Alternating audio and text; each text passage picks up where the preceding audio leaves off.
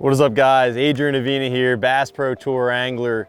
I get a question asked a lot about approaching a new body of water when it has multiple species. And right now we are on Lake Champlain. Lake Champlain is known for a really good smallmouth, but also a really good largemouth. And when it comes down to tournaments, there's strategies that you can approach when it comes down to, how do you set yourself apart from the rest of the field? How do you put yourself in position to possibly win the tournament? So we're gonna bounce around and hopefully you guys learn something today. So right now in front of us, we have some really nice milfoil.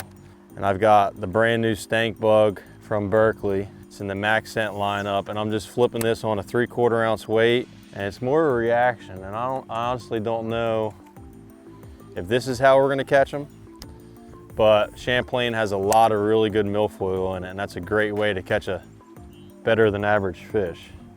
So another thing that I really try to do whenever I'm practicing out here is I try to really dabble. I call it dabble, sample around like you just seen. So far, we've only been fishing now for 15 minutes, and I've already flipped milfoil, I've skipped the boat dock, and now we're going down some riprap, and pretty soon we're gonna be flipping pilings. So we're talking about, I'm in an area that I've only fished for 15 minutes, but I've really fished 4 different pieces of cover. Right now the goal is to figure out what kind of cover they're on, and then after you figure that out, you can run with it. First bite, nice largemouth. Nice largemouth, and he's got it choked. Guys, I can't stress to you the importance of throwing max scent. If you can see, that jig is down the hatch. And that was our first bite. We got a couple little pads right there, but I've got the new power bait max scent stank bug on the back of this 1/2 ounce jig, and that's how they eat it. And that right there, guys, is a beautiful largemouth bass. That's actually a pre-spawner. Look at her, pre-spawner. We're talking about middle of June out here on Lake Champlain, and that's our first bite. That's our first clue. Let's see if we can duplicate it. I've probably got some old timers right now watching this right now, and they're like, man, he's fishing that jig so quick. I'm used to dragging a jig all the way back to the boat. For me, I'm in and out, guys. Like a lot of times, if they don't catch it on the fall, I'll hop it 2 or 3 times and I'll reel it in. I just feel like, what I've realized over the last 10 years, touring the country, fishing a lot of different bodies of water, there are so many fish that bite your bait on the fall or those first few seconds that I just kind of play the numbers game, and I'd rather make a couple thousand more casts over the course of a day than drag this jig all the way back to the boat for 30 seconds a cast. I mean, I just kind of let it get down there to the bottom, hop it 2 or 3 times, and reel it in. Big one, big one. Nice fish right there. Gosh dang, that's right there is what you catch. I'm gonna power pole down.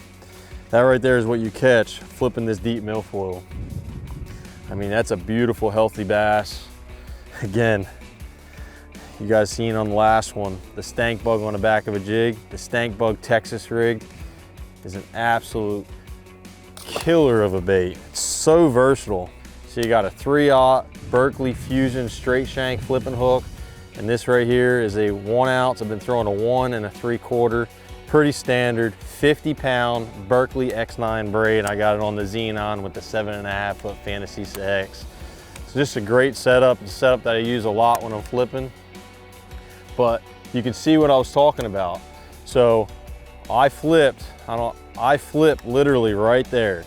And with this braid, I flipped in there, he caught it on the fall, one of them awesome bites, and I could just feel it just real heavy. And I set the hook and see what it did. It actually cut that grass, which allowed me to pull that fish straight out of the cover. If I was throwing that on fluorocarbon, there was a good chance he could have got me all balled up down there, potentially losing that fish. So whenever I'm flipping this deep grass, I am pretty much exclusively flipping this 50-pound braid. And some of you guys may be wondering why I'm using such a heavy weight doing this. So for me, it's all about the reaction. These fish are biting it on the fall. These last 2 bites, they bit it on the fall. And for me, if I was flipping a you know, a quarter, 5/16 or 3/8 ounce, it takes it that much longer for that bait to get in and get down to the bottom for me to reel it back in again. Whereas this 3/4 ounce weight, I'm able to make probably over the course of the day twice as many flips, which correlates into hopefully twice as many bites. And that's what I do whenever it comes down to fishing these tournaments, is I'm trying to find those kicker largemouth. And if I can catch a couple of those kickers, that's when I'll transition over to fill my bag with, you know, those solid ones, a little bit better than average fish, those 3.5 to 4 pound smallmouths. And that's how you can put a really good stringer of bass together for a 5-fish limit tournament. So for me, I like keeping a jerkbait moving quick. I'll hit them 3-4 times down, hit them 1 time up. A lot of times just that change of direction gets them to commit. Oh, he's coming. Got it.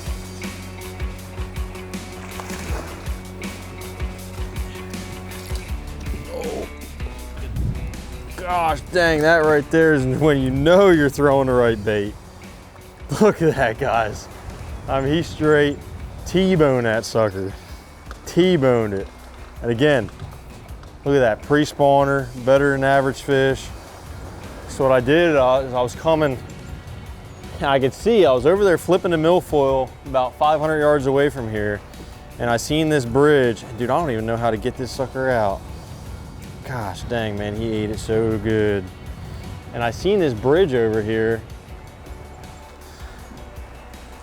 and a lot of times hardcover is really good pre-spawn. And that right there is the new stunner. And that's a beautiful bass. All right. Yeah, so literally, so I was over there flipping about 500 yards away from here, and I seen these columns. And again, a lot of times, you know, these bridge columns may be too deep. A lot of times fish will suspend on them. But these largemouth, it just seems like on the first couple columns on the one side and the last couple columns on the other side are generally your high percentage places. And at the time, I was actually flipping a jig to this one column. I had 2 or 3 flips, and I seen one go down on it, and I picked up this stunner and actually lost one the cast before, and then that one there, I'd seen him come up, shoot up and get it. And again, it was one of those kicker largemouths that you're looking for in these tournaments. So right now we got 3 really good quality largemouth. So pretty soon we're gonna transition to try to catch a couple of those nice smallmouth, because I feel like we're putting together a really good 5-fish limit right now. All right, so you guys can see, I'm scanning. I got this trolling motor on high. I'm going really fast. I'm noticing this bottom isn't exactly what I'm looking for. You know, there's a lot of sand, but there's not your isolated boulder too mixed in. You know, it's pretty flat. There's some grass mixed in. It's really not the combination that I'm looking for. I really like to find a nice sandy bottom with some isolated rock. I really feel like if we find the right bottom, I feel like we have a chance in coming across some of them better than average fish. It doesn't look like it's a bed.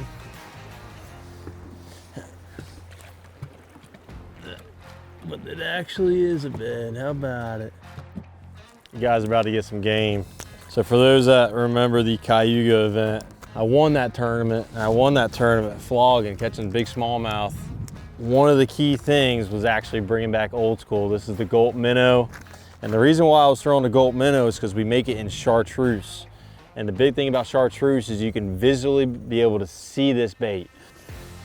All right, so now we got this. I feel like I'm set up pretty good. I'm gonna get ahead and I'm gonna look through this traffic cone to see what we got. All right, so right here, I might have to move on him a little bit. He's directly under the boat. All right, so this fish is very aggressive, which is good. I just dropped it on and I was on the corner and he came over and he nipped at it. So I'm gonna drop it all the way back down again. I'm getting down there.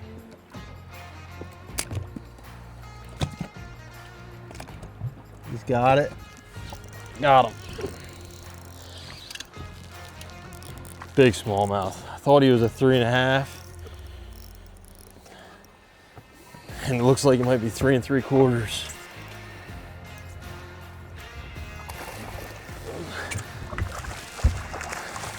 Nice fish.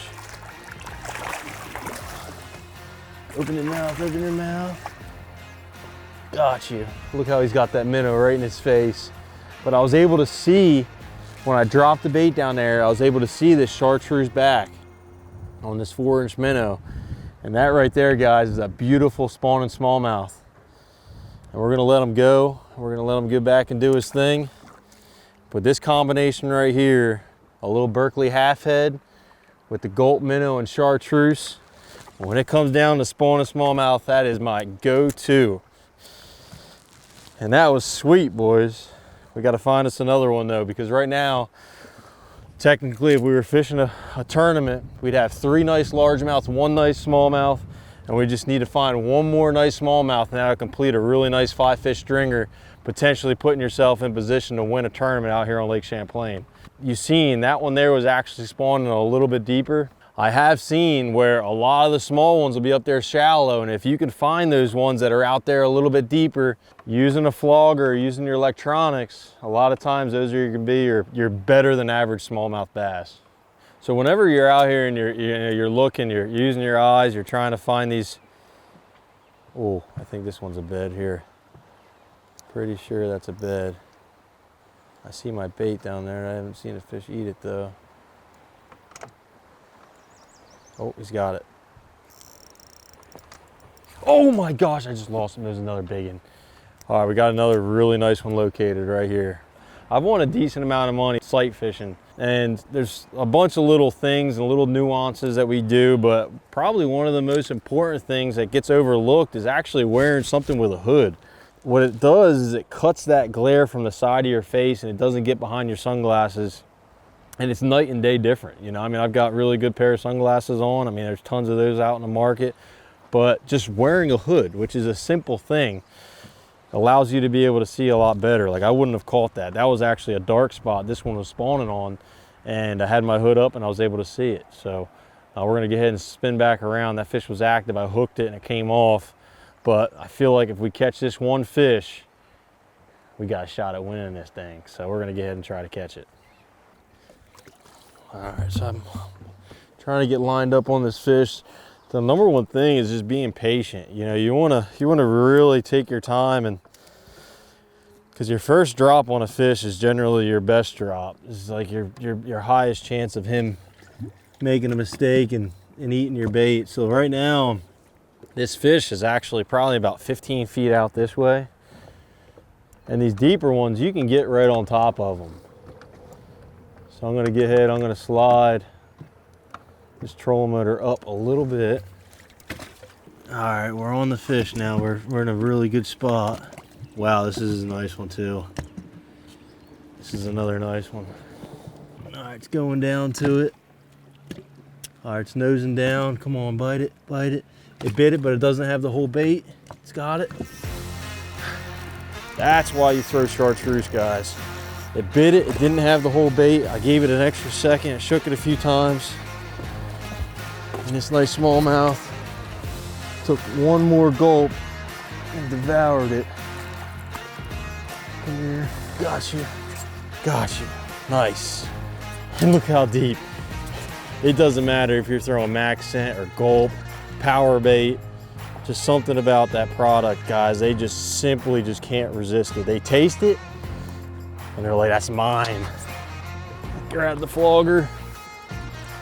Well, that completes our nice 5-fish stringer out here on Champlain.